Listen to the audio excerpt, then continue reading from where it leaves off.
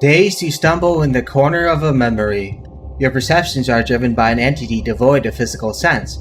The emptiness waits. It watches from the dark corners of your soul, stirring to jump out when your defenses are weak. It leaves a hunger, a void that cannot be fulfilled.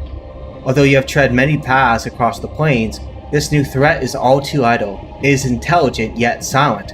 It is a pain felt only through the echo of some grim reminiscence. The celestial void has devised ominous plans for you, some cosmic joke you do not have the instruments to hear, and the stars look down at your unfortunate fate. As you awake to coldness and unfamiliarity, you will not find kinship and warmth in this world, only bitter prejudice of those long bound by oath, the cold malice of awakened and restless spirits. What lies before you is the knowledge that you are doomed to suffer yet another trial, an existential gift you did not ask to be bestowed. Your dreams are but silenced echoes in the raging abyss.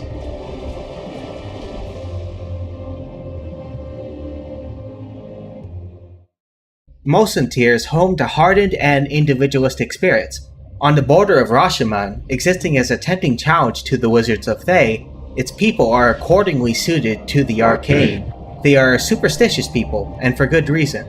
All manner of unusual spirits haunt this landscape. Many die and reawaken to a world triangulated and compressed, unable to stray far from their original place of death, lest they suffer needless torment and decay. On the periphery of Mosantir, we find ourselves disoriented and newly plucked from a realm of darkness and shadow. As the player character awakens in a visual reference to the Traeus core from Knights of the Old Republic 2, a questionable red wizard comes to our aid. Knowing exactly where to find us, and perhaps what we have become, yet finding herself short on forthright answers. We can hear the distant past, should we listen to it, even by touching the runes surrounding us. After leveling up to a nearly divine state in the Dungeons & Dragons 3.5 rule system, we are immediately confronted with strange rituals and omnipresent hints of the hunger lurking within our souls. Sophia portrays immediate symptoms of dissociative identity disorder. Hearing magical whispers along the arcane winds, she responds in kind, never more intensely than in this curious prison. A half-crazed mage with a demented imp is good enough help as any, and familiarity is, if anything, a weakness in these strange lands. At times, Sophia suffers these attacks when she is in immediate danger, and here the dead do not lie still. It is here that we first meet Oku. Titled the Bear God, he is honor-bound to a distant memory. He has sworn to protect the world from the evil stalking your shadows, and it matters not what mask it wears this time. Personhood is taken as prior to substance in this world. People are routinely crushed by the danger they represent, not who they intend to be. We are forced into a deadly confrontation. Our unknown sins harbor fear and doubt. Defeating the Bear God in his weakened state, the overworld takes shape. What awaits? A harsh and unwelcoming land that has already learned to fear and hate us. After we enter the city gates, the Bear God lays siege to Mosantir. Gathered with him is an army of loyal spirits. He will not rest until we are cast aside. Only due to our encounter with Red Wizards, using Sophia as our guide, did the witch magocracy grant us asylum. Having pierced the arcane veil of light, we confirm a long-standing myth about Mosantir. It resides between shadow worlds and harbors dark secrets indeed. Chasing murderous wizards of Thay, who have orchestrated a coup against Sophia's mother and assistant, we get our first Torment-esque look into our fatal situation. A dialogue box reminiscent of Planescape Torment pops up as we relive a surgical operation performed on the player character in secrecy and haste.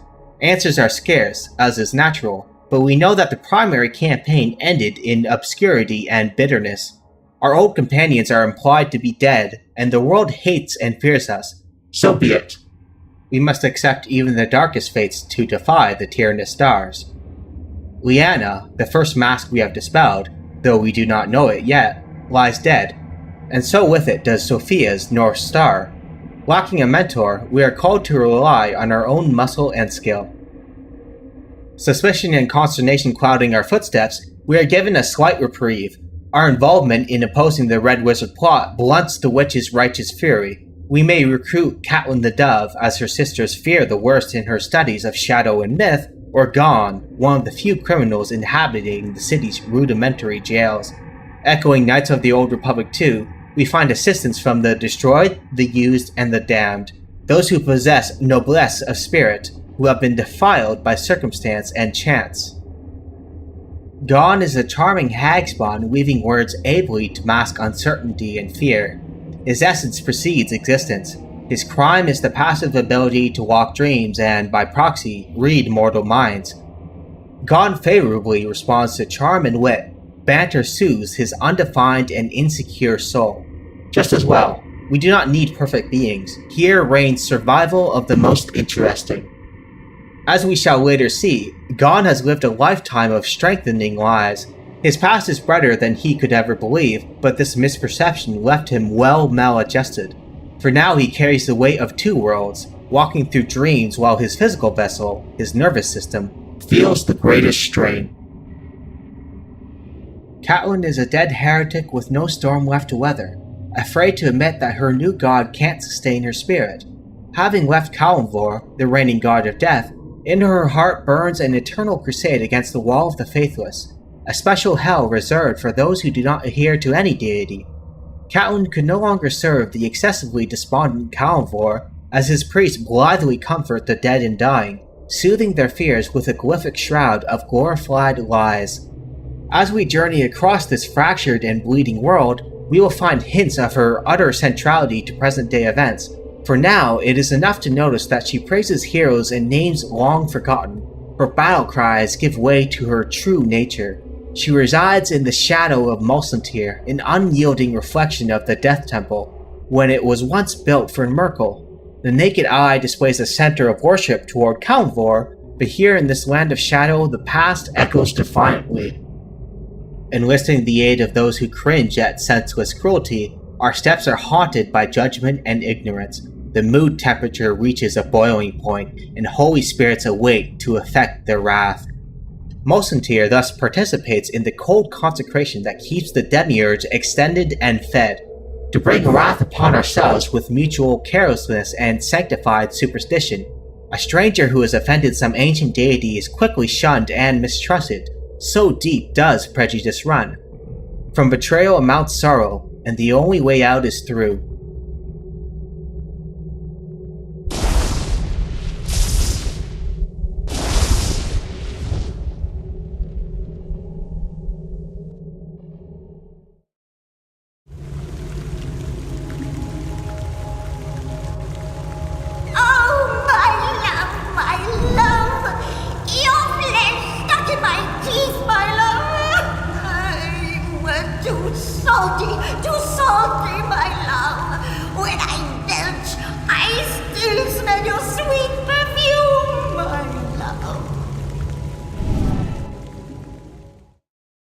Having brushed the surface tension of the Shadow Vault, scoured the remains and ancient ritual of a would-be lich, we head out into the fray. Oku awaits, and so does our first paradigm-defining choice.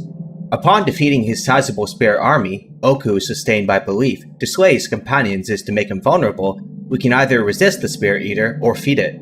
Picking either choice determines your array of available companions and may upend mysterious ingredients for you to create surprisingly overpowered gear.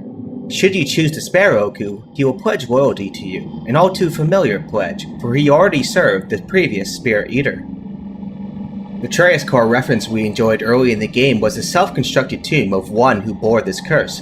Having failed to find a cure, he murdered himself and rested where few could tread. Oku guarded the grave as an internal watchman. The Spirit Eater jumps from victim to victim, feeding on souls, on life itself, until it has exhausted its host and thus wears a new devourer. One name thereby echoes throughout the story, Akachi, the Betrayer. A jaded priest of Merkel, Akachi embarked on a Hellenic quest to destroy the wall and free his impious and faithless lover from its all-consuming torment. This fury across the plains ended in bitter failure, and the Spirit Eater is all that remained. Fragments of Akachi's will can be found throughout critical dreamscapes, and it is through materializing these broken fragments that we may construct the mask of the Betrayer. Amidst our journey toward constructing the mask, an optional objective that will tie into your ultimate ending, we confront a considerable series of metaphors toward this end. If one were to create a word cloud from the dialogue files, mask would appear quite visibly. Characters express their values, profession, social station, and life diachronic with this concept. We thereby understand the lineage traced through Planescape Torment, Knights of the Old Republic 2, and Mask of the Betrayer. Owing to the game's title, everyone participates in constant fates and small betrayals. Regarding the Spirit Eater, our player character, one proposition is univocal. The mask, the personality may change, but the substance stays the same. Everything about you implies deception, a persona to make some dark nature palatable, to lower mortal defenses and strike at them when they are vulnerable. It is here that many as one comes into thematic play. The alternative to preserving Oku is, quite naturally, devouring his soul. Doing so will unlock a gently hidden path. Located in the Shadow Vault behind a malady of restless spirits yelling contradictory requests, an old father figure represents the one governing many. But should you consume his soul, the child is brought forth, asking for its freedom upon an ominous tone. Granting this request will spiral many as one into existence, a creature of pure malevolence yet childlike innocence within that championed evil. Many as one carries a schizophrenic nature, newly able to unlock other primary voices as the journey progresses. Every mask this creature can wear reflects the past visages in your head. The Mask of the Betrayer is constructed from a child, an old man, and a woman. Many as one delineates the same trajectory. Mask of the Betrayer makes considerate use of its exotic environmental design to flesh out these evolving concepts. Borrowing heavily from Planescape Torment, where the journey alters available gameplay mechanics, everything you do, reflected in your character build itself, is tied to your values. It is not world-defining choices that matter, it is about clothing yourself with their symbolism. Game world reactivity services to line fashion items on your character's sheet, not hype the player's cosmic importance. And so we segue into Ashenwood, a once thriving and naive woodland, now all too familiar with Akachi's legacy.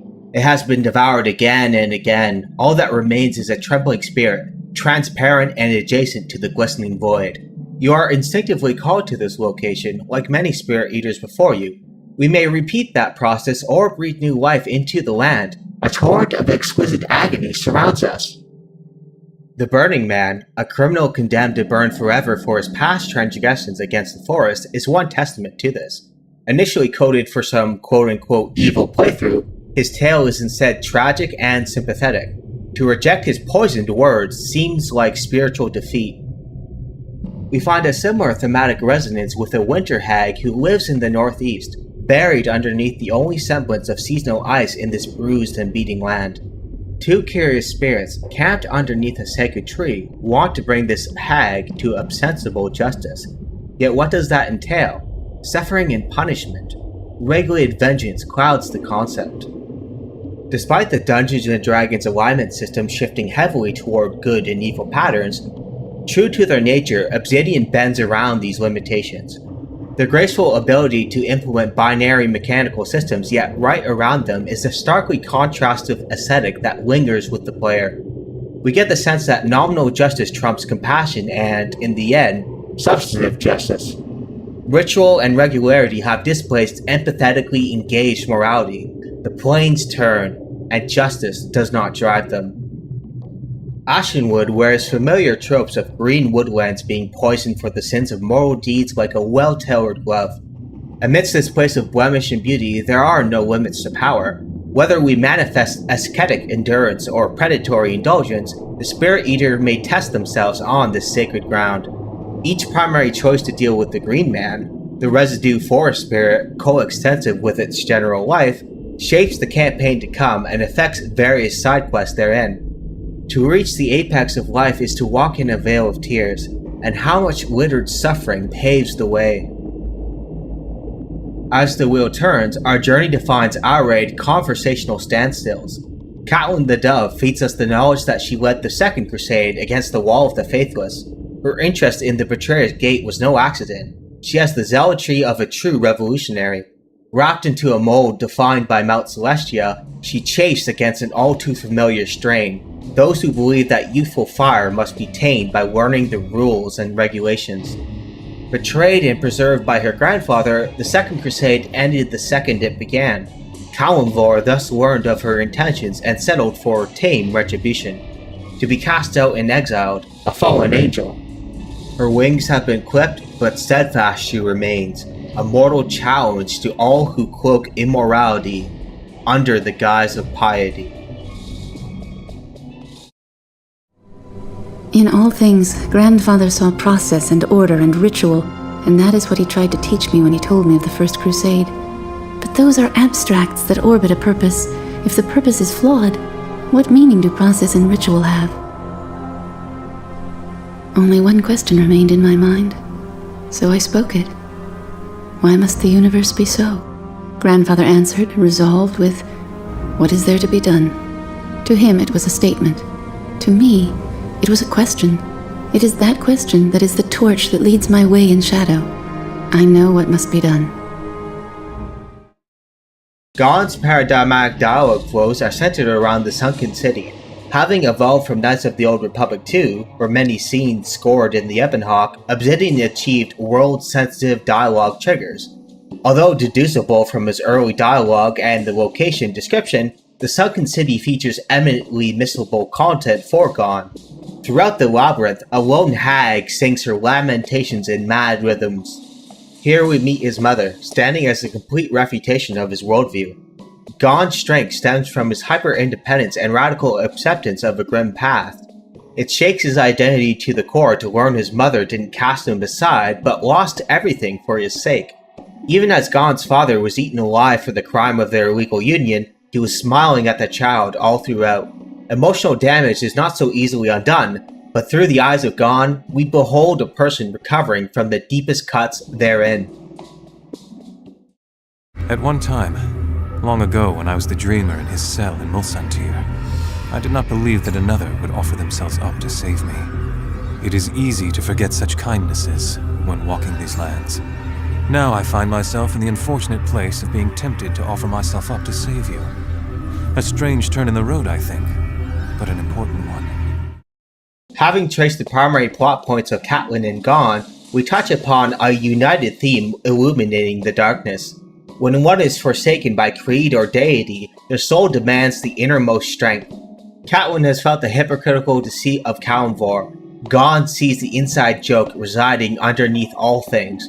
Akashi was set ablaze with the radiant light of moral truth after religion and ritual ceased obscuring it. If nothing is left, our autonomous values may guide the way. When renouncing all that is false within ourselves, we solidify and beautify our spirits.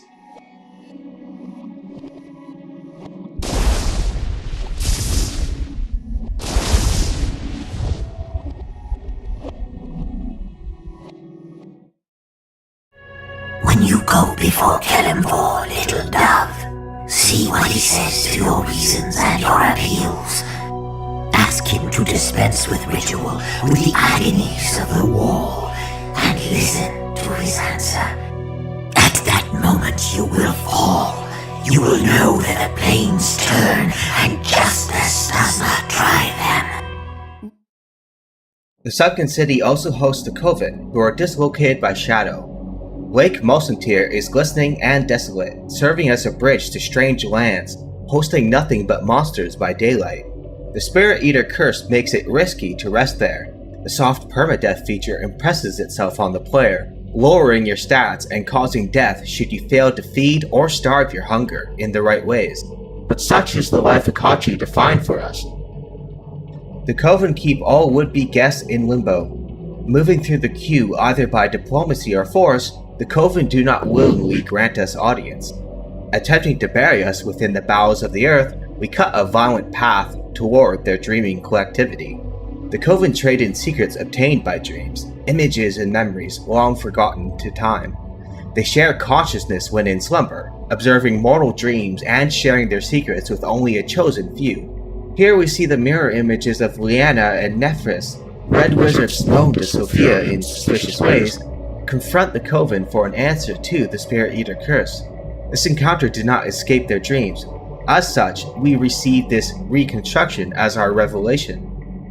Akachi's curse was ultimately spawned by the dead god, Merkel, and he alone would know how to vacate its emptiness. As with Ashenwood and many other scattered encounters in the game, we may find moral and not just primal causes to exercise our hunger. The Coven are a wondrous bank of endless knowledge, that is true, but infinite will be the crimes they commit to maintain their power and secrets. Already, in the sunken city, we have encountered their unfortunate victims, from God's exiled and imprisoned mother to the Dreamer, an old woman imprisoned in her mind's eye for eternity. To feed your dark instinct is to move the wheels of justice over these unaccountable tyrants. God himself is all too tempted by the same vengeance. The future reveals itself, defining a distinct plane friendly to mortal vision. We must assault the Red Wizards of Thay. Fortunately, we have unlocked a golem in the Shadow Vale, who can construct a portal to this decadent and oppressive nation. As the soaring winds pierce our flesh, we find a sanctum already in crisis. A fatal coup is underway. Sophia's apparent mother, Nefri, was killed in the attempt. The ambitious but nonetheless devout Ahriman leads the revolt. We have encountered his presence in dreaming sleep already. The Coven offered us a vision of their meeting, his spiritual essence opposing a visage reminiscent of Sophia. It began here. I stood at the betrayer's side, at my brother's side. They were gathered around us, celestials, dragons, mortals, both alive and dead. Did the room expand to hold such a host, or is my memory too small? Ahriman led the First Crusade alongside his brother, Akachi, once youthful and naive, looking at his brother like a blazing star, inconsiderate of the stakes at hand. Now he is well-worn and abused, touched by Merkel's decadence. Ahriman now believes that the gods delineate justice, that being faithless is the worst sin of all. A protectorate and apologist for the Wall of the Faithless, his theodicy is manifest. Mask of the Betrayer introduces a limited love-justice dichotomy, but thankfully plays with its boundaries. Akachi's suicidal quest originated in love, Ahriman's so-called redemption in a concern for cold justice. Catelyn the Dove champions a considerate unity between the two, compassionate justice subletting the previous concepts. Whether duty-bound or heartfelt, the objective case against the Wall of the Faithless impresses itself, namely that impiety fails to be a monstrous crime worthy of eternal sentence, nor is it a coherent sin to begin with. Recalling familiar problems of hell and problems of evil vis-a-vis Christian theology, the concept is retrofitted into a more paganistic context. This is, of course, appropriate. The original Euthyphro dilemma was applied against a polytheistic morality. To wit, if an action is just because the gods decree it, then justice is only the arbitrary whim of gods, it is not justice per se. If the gods decree something because it is just, then justice is independent of gods. The gods are unnecessary middlemen inserted between our values. Moral facts are thus necessarily secular. We may apply this to modified divine command theory in Christian theology. Under modified divine command theory, God's commands flow from his necessary nature. As such, it avoids the arbitrariness objection. God's commands result from regular properties of himself. Yet this grants a secular victory as well. It admits that metaphysical necessity, not God, is the real driver of moral facts. As such, impiety toward divine commands is a redundant virtue. There's only irreducible right and wrong. Whether we address a polytheistic or monotheistic pantheon, it is clear that axiological realism is irrelevant to their existence. Such an analysis should inform our upcoming crusade. Ahriman digs his heels in, declaring that some actions are simply wrong. If he were to analyze moral metaphysics, he would realize that moral propositions transcend divinity. Ahriman's strong declaration fails to redeem the Wall of the Faithless. It only creates material with which to condemn it. Yes, some actions are just wrong, without qualification. That includes building a hell reserved only for the faithless and spiritually independent. Solving various puzzles and rituals throughout the Academy will transport us to Merkel. The dead god champions an ironic and whimsical approach to the world. Pressing his moral nihilism against the sustained endeavor of Catelyn, he whispers poisoned words of fear. Yet within that nihilism is glistening moral clarity, for he distinguishes between justice on the one hand and ritual or piety on the other. Acting as a morality critic who replaces karma with irony and amusement, he serves only to delineate justice and its boundary. Merkel will have choice words for our many companions, particularly the Dove, mirroring Ravel and Kreia from Planescape Torment and Knights of the Old Republic 2. Our burning thirst is quenched with the goblet words of a dying god of death, an existential irony mirroring our own. As we walk the plains, ignorant of our true nature, we feed Merkel and sustain his existence. We can press him on this with an insight wisdom check. Akachi's legacy has been twisted to serve the god he sacrificed everything to dismantle. His nearly empty soul contains only his rage and vengeance, hence the curse. The Spirit Eater jumps from victim to victim, often catching impious people who care nothing for Merkel or divine retribution. This ignorance creates an unholy blessing, a dark sacrament wearing the guise of blind power. As the conversation dies, we are presented with an all too familiar decision. Should you have consistently fed your appetite, rather than suppressing it with sheer willpower, you may devour Merkel's fading essence. He is weakened here, sustained only by the faint cruelty and fear he has unleashed on the universe. Quite interestingly, if you resisted the primal urge consistently, you will unlock the Eternal Rest ability, thus banishing Merkel's darkness forever. Should you allow Many as One to devour Merkel, Many as One will become possessed by the dead god, leading to an optional fight to banish his spirit from the Many. Many as One is truly aimless in their pursuit of cruelty and retribution, a sadism that knows no will or limit. Strangely innocent in their love of evil, no wonder they provide such a perfect vessel. They are already the naive silhouette of Merkel.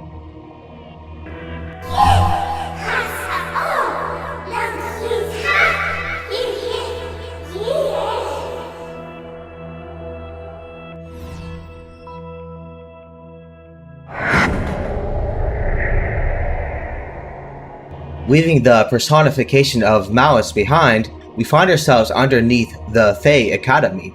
It was long rumored that the founder, who wears that same title, is still alive and maintains a secret base of operations. And so she does. Having stopped the misguided and all too pious Ahriman from killing her outright, we are owed answers, and so we shall receive them.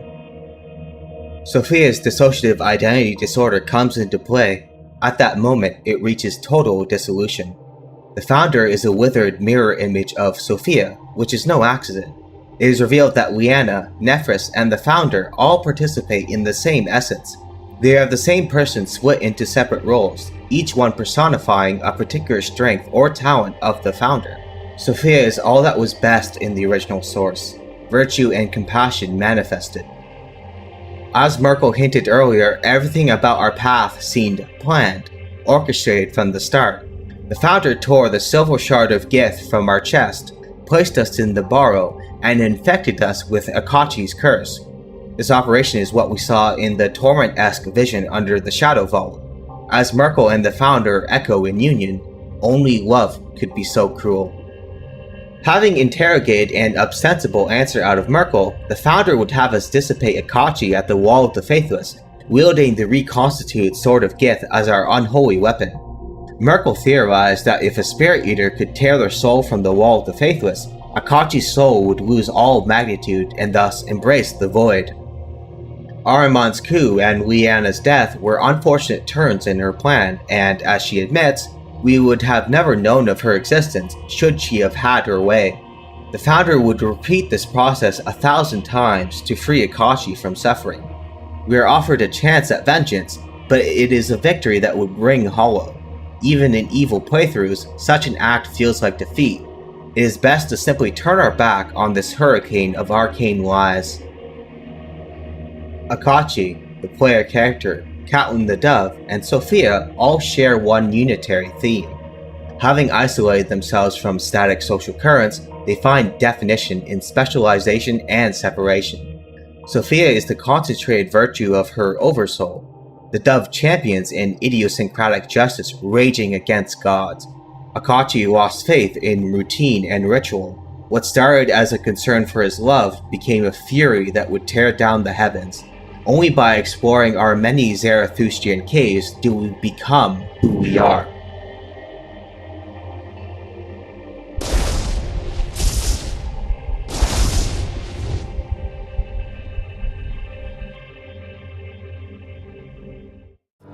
I warn you, Spirit Eater, by your very existence you have declared war upon the plains. Gods shall hound your steps. You shall know no peace. So begins the Third Crusade. We find ourselves in the Fugue Plane, a place of isolation exfoliating souls against its cosmic winds. The City of Judgment stands before our cast, and the Wall of the Faithless awaits. It was long rumored that Akachi's generals survived the First Crusade, and would reunite should Akachi return. Our Dark Hunger represents a good enough substitute. Ramak is one such curious creature. Having achieved an ominous pact with Akachi, his forces and personal power are lent to us on one condition. He seeks the knowledge required to ascend to divinity, and such texts lie within the City of Judgment. Zoeb is a fallen solar who, much like Catelyn the Dove, sees the injustice and iniquities of the Wall. Seru is a brightly colored dragon long bound by a fatal oath. She swore to hold the city gates until the militia was divided, which has not come to pass. Assaulting the City of Judgment is not only a righteous cause in its own right, but it would free a beautiful creature from the tyranny of custom. We are offered an interesting choice here. Many people want us to assault the City of Judgment, Catelyn, the Founder, Akachi's generals, yet upon arrival we are met with diplomacy. Should we stop the Third Crusade in its infancy, we can hope for some audience with Kalimvor or a chance to save our souls. The enemies we meet are no less than Akachi's previous lieutenants, who suffered a grim fate after their failure. Their charge is that the Righteous Crusade brought nothing but suffering, and the Third Crusade shows no sign of difference. Gone quietly echoes a similar sentiment, asking if we must truly repeat this scheme of death and desperation. As with many things in Mask of the Betrayer, certain choices feel sanctified. Everything else is but a fleeting possibility. We are granted a non-linear network to commit 3 primary assaults against the city, or to defend it, should we have chosen a lower betrayal and injustice.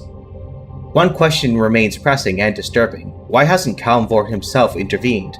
He would have the power to stop this at a moment's notice. It seems that we have piqued his interest. The City of Judgment swiftly falls before a flurry of determination and resolve. Kalimvor reveals himself and confirms an obvious truth. Myrkul lied. It is not enough to tear our soul from the wall, we must fight Akachi in our own mind. Should we have constructed the Mask of the Betrayer, or have deeply satiated our hunger, exotic possibilities unfold before us. After expelling the shadowed self from our soul, we can reunite Akachi's fragmented personality with its dark entity. Across this journey, in constructing the mask, we have encountered these psychological echoes in dreaming sleep.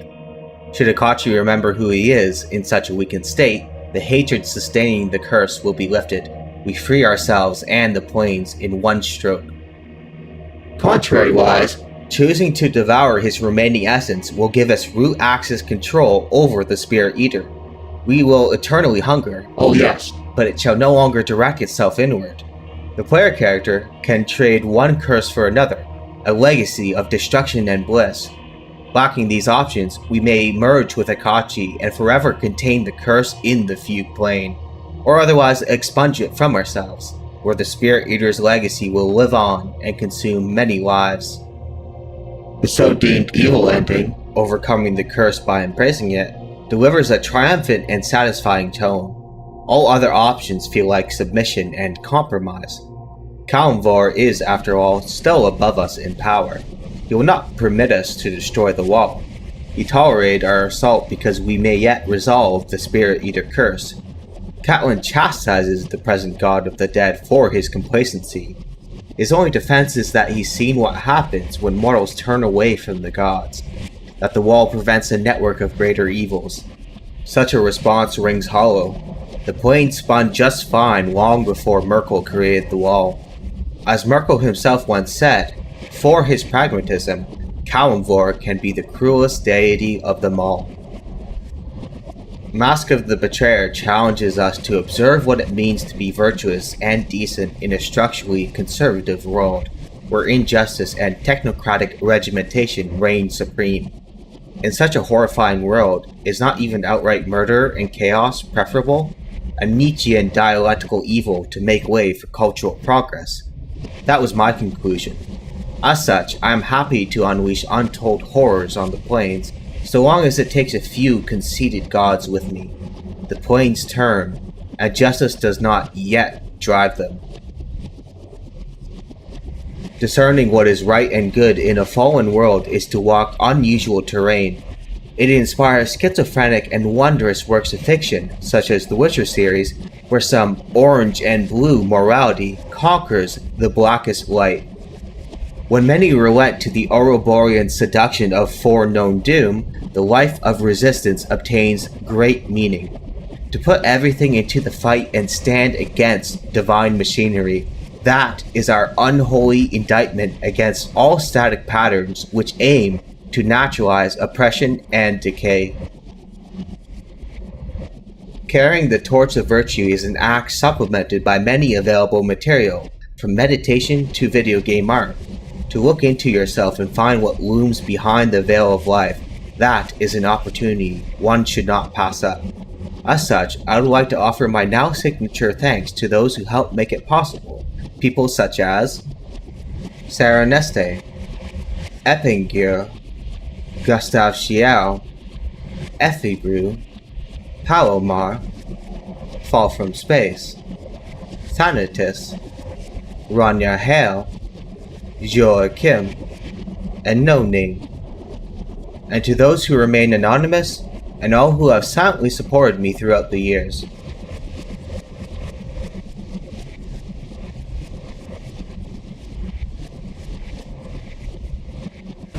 Every one of your decisions brought further devastation. Each choice you made led to greater evil. How did you feel when your elven friends set fire to Vizima and slaughtered Dwan? Stop. Do not deny it, Witcher. You are my greatest champion, a perfect means of destruction. Wherever you walk, death and chaos follow. Now, as it was years ago, accept it. Do not fight it. Give up to me yet another man you destroyed.